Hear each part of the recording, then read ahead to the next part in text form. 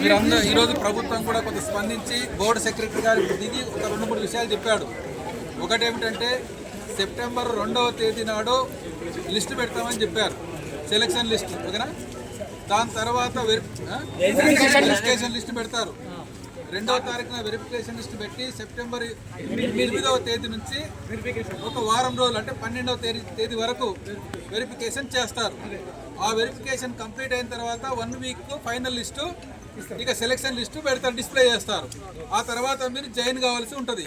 అది ఓవరాల్గా మనకు సెప్టెంబర్ 15వ తేదీ లోపు, అంటే వాళ్ళు చెప్పిన దాని ప్రకారం చూస్తుంటే 20వ తేదీ లోపు లెక్కేసుకోండి. సెప్టెంబర్ 12వ తారీఖు వెరిఫికేషన్ కంప్లీట్ అయిపోతే ఒక వారం రోజులు అంటున్నారు కాబట్టి 20వ తేదీ నాటికి అందరు కూడా అపాయింట్మెంట్ ఆర్డర్స్ తీసుకొని పోయి జాయిన్ కావాల్సిన అవసరం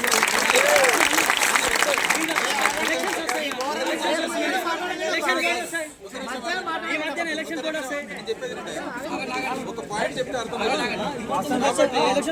ఈరోజు బోర్డు సెక్రటరీ గారు గవర్నమెంట్తో సంప్రదించి అన్ని విషయాలు చెప్పిందని చెప్పి మనం భావిస్తున్నాం. ఒకవేళ ఎలక్షన్ కోడ్ వచ్చింది, నోటిఫికేషన్ వచ్చింది లోకల్ బాడీస్ అంటే ఇది కొత్తగా ఇచ్చే నోటిఫికేషన్ కాదు, కొత్తగా ఇచ్చే జియో కాదు. ఆల్రెడీ 2 ఏళ్ల నుంచి జరుగుతున్న ప్రాసెసే కాబట్టి ఎన్నికల కమిషన్తోన స్పెషల్ పర్మిషన్ తీసుకొని మేము ఇవ్వాల్సి ఉంటుందని చెప్పేసి గతంలోనే ఒక చెప్పి ఉన్నారు. దానికి కట్టుబడి ఉండి ఎలక్షన్ కమిషన్తో సంబంధం పర్మిషన్ తీసుకొని నోటిఫికేషన్ వచ్చినా కూడా అపాయింట్మెంట్ ఆర్డర్స్ని ఇవ్వాల్సిందే. ఇవ్వకపోతే మా యొక్క పోరాటం కొనసాగించాలి. అందరూ కూడా దృష్టి పెట్టుకోవాలని చెప్పి మీకు అందరు కోరుతూ, మీరు కష్టపడి వచ్చారు, సుదూర ప్రాంతాలు వచ్చారు, మీ అందరు కూడా ధన్యవాదాలు. ఈరోజు పోలీసు వాళ్ళు కూడా కొంత ఆవేశపడి అరెస్ట్ చేసిన ఇబ్బంది పెట్టినా ఈరోజు వాళ్ళే పోలీసు వాళ్ళు దుందుడుగా వ్యవహరించినా కూడా అది మనకే ఉపయోగము. కాబట్టి మనకు ఉద్యమాలకేం కొత్త కాదు, అరెస్ట్ ఏం కొత్త కాదు.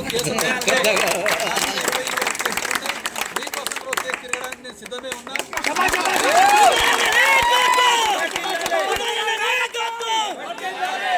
మీరందరూ కూడా సహకరించినందుకు ధన్యవాదాలు. మనం కూడా పీస్ఫుల్ గా మనం అందరం ఎవరి జిల్లాలకు వాళ్ళు మీరందరూ వెళ్ళిపోవాలని చెప్పేసి కోరుతూ ధన్యవాదాలు తెలియజేస్తున్నాం.